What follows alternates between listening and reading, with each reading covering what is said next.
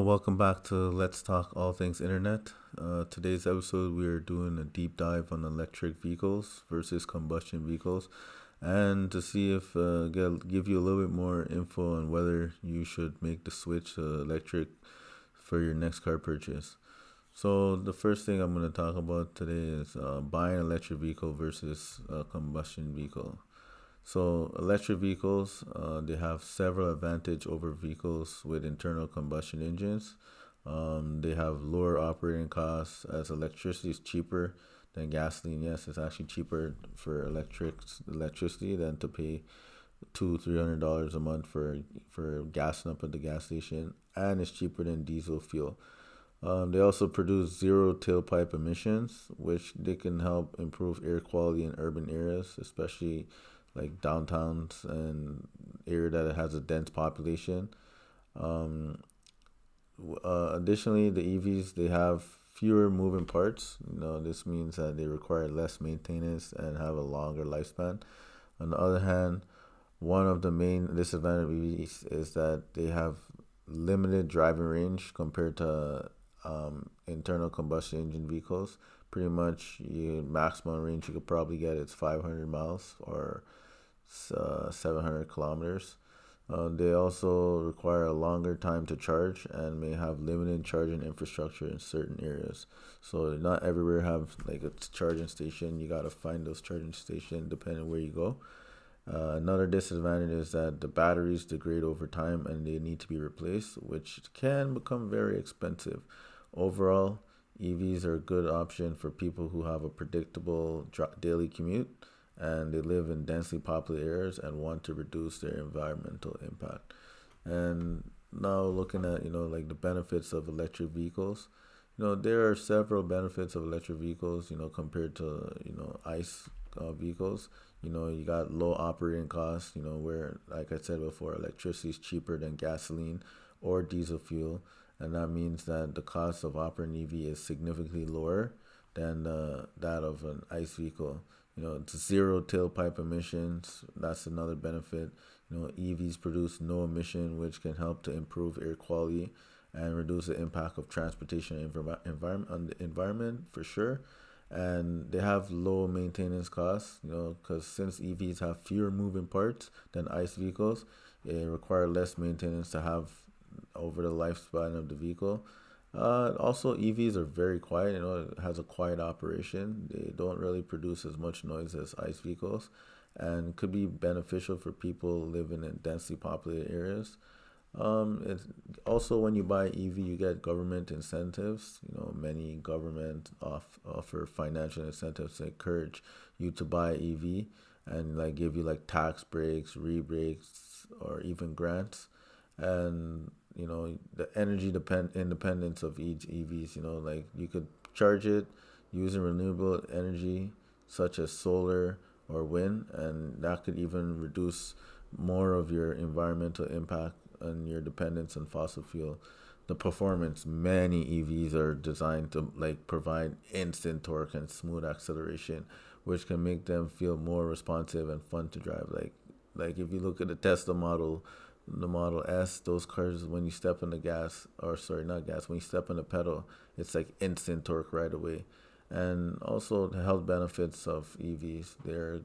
Since by their reducing the air pollution, EVs can help to improve public health and reduce healthcare costs. Overall, EVs are a good option for people who have a predictable daily commute, like I mentioned before, and live in densely populated areas. So our electric vehicles, are the build quality? People always ask if electric vehicles build quality is up to par with combustion. They have generally found to have similar or better build quality since there's less moving parts than traditional vehicle. Many manufacturers have invested heavily in development of EVs that are like making it more advanced, using advanced technology and material to make sure that they're durable and reliable. As mentioned before, they have fewer moving parts compared to the ICE vehicles, and that means that there's fewer things that can break. This also means that they require less maintenance and have a longer lifespan, Additionally, the electric motor and battery system in EVs are typically more efficient and reliable than the internal combustion engine and transmission in ICE vehicles. Some of the high-end guys like Tesla, Jaguar, Audi, and Porsche, they've been praised for having good vehicle build quality and good, nice designs. However, it's always a good idea to read the reviews if you're gonna buy EV and look at doing research on the specific model you're considering, so that you know how the build quality is and you know what you're buying. You know, it's also worth noting that some of the components in EV, such as the battery, can degrade over time and may need to be replaced, which can be costly, as mentioned before. However, the manufacturers are given warranty, so like 8 years, 100,000 miles, 160,000 kilometers. So that way, it takes the thought of you being stranded with a dead battery out of your mind. So the build quality overall can be similar or better than to ICE vehicles. However, the vehicle, it's better to have the good research on what you're doing, read the reviews, and be of the specific model you're looking for when you're considering your purchase. And the final one people always ask is it worth switching to an electric vehicle? Whether or not it's worth switching to an electric vehicle, like especially, it all depends on your situation and your needs. Some stuff to consider, is your driving habit. If you have a predictable daily commute and live in densely populated area, yeah, you should get an EV. It will be a good option for you. However, if you're taking long road trips and you live in a far part of away from town, like, or the nearest charge station, then it's better for you to get an ICE vehicle. So then that way, you're not wasting your money on a vehicle that will leave you stranded and give you anxiety from having, like, not having enough mileage to get to where you need to go. So the cost, while the initial cost of the EV may be higher, it's still cheaper than the ICE vehicle because it's lower operating costs and it lacks a tailpipe and emission. And this can be offset over time. In addition, many governments offer financial incentives to encourage and the adoption of EVs. Like I mentioned before, giving you tax breaks, rebates, and grants. The environmental impact, if it reduces your carbon footprint tremendously. The priority that you're giving EVs is a good option, since it's reducing the environmental impact. EVs produce zero tailpipe emission, as mentioned before, and can be charged using renewable energy. So the charging infrastructure also, if the charging infrastructure is in your area is not well developed, it's going to be a lot more harder to own an EV. And however, since a lot of places now are increasing their in adoption of EVs, a lot more places are bringing fast charging infrastructure to improve the expanding of people buying more EVs. Car features and designs.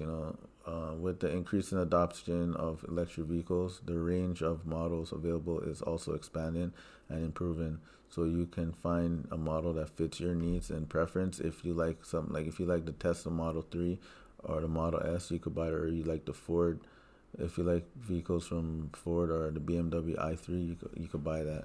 So you also got the battery degradation. That is another thing you gotta watch for when you're switching to EVs.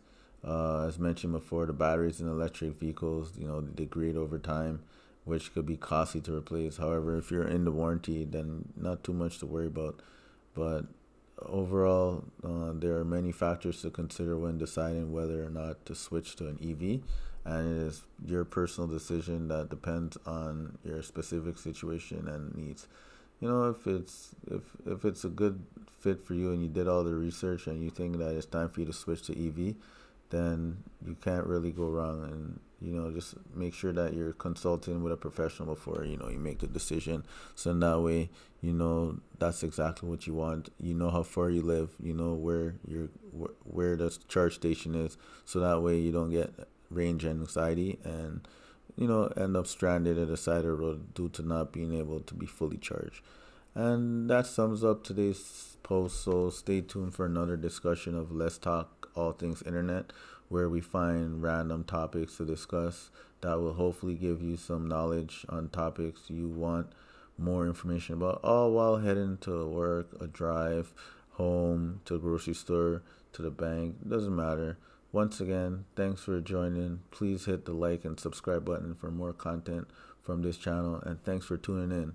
Have a great day.